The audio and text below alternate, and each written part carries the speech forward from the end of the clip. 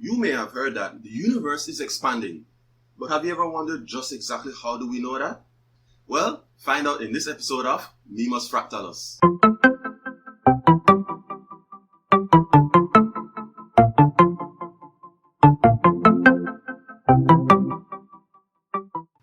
First, we need some prerequisite knowledge about waves and the Doppler effect.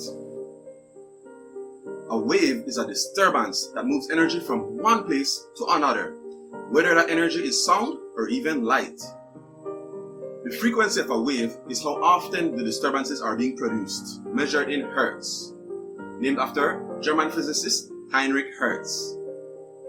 The wavelength of a wave is the distance between disturbances. Note, there is an inverse relationship between frequency and wavelength when the speed of a wave is kept constant. This means that the longer the wavelength becomes, then the smaller the frequency, and vice versa. Next, we need to know about the Doppler effect. The Doppler effect is named after 19th century mathematician and physicist Christian Doppler. Doppler discovered that the observed frequency of a wave depends on the relative speed of the source and the observer. But what does that mean? To explain what that means, let's look at the situation of a car passing by with its horn blaring. The horn sounds different before and after it passes. In particular, it had a higher pitch before it passed and a lower pitch after it passed. Why is this the case? Well, the horn of the car is constantly producing waves that go out in all directions. However, while the car is approaching the observer, it is like the car is catching up to the waves that it sent out, effectively making the wavelengths shorter. With a shorter wavelength, there is then a higher frequency, and consequently a sound with a higher pitch, because pitch is directly related to the frequency of the sound that is made. While the car is moving away from the observer, it is like the car is leaving the waves behind that it had sent out, effectively making the wavelength longer. A larger wavelength means a smaller frequency, and hence a lower pitched sound. The cool thing about the Doppler effect is that it doesn't only work for sound waves, it even works for water waves and electromagnetic waves, such as light. In 1929, American astronomer Edwin Hubble was studying stars and galaxies and noting their colors.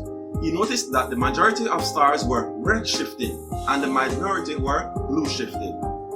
What does that mean? Well, first, it is important to note that the color red has a longer wavelength than the color blue. Since the majority had a red shift towards the red end of the spectrum, that meant that they were moving away from us. He also plotted a graph comparing the distances of galaxies and how much they were redshifting. He found a direct relationship between the two as seen on this graph. Based on this, he was able to coin Hubble's law, which states that galaxies are moving away from the Earth at speeds proportional to their distances. Or in other words, the further away they are, then the faster they are moving away from the Earth. And this was based on observations in all directions, not just in one particular direction. Hence, he concluded that the universe is expanding in all directions. It is important to note that not all galaxies are moving away from us.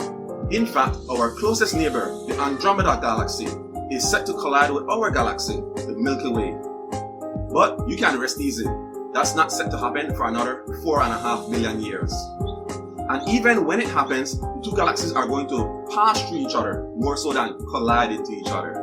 I hope you enjoyed this episode of Mimus Fractalus, and until next time, quid erato demonstrando.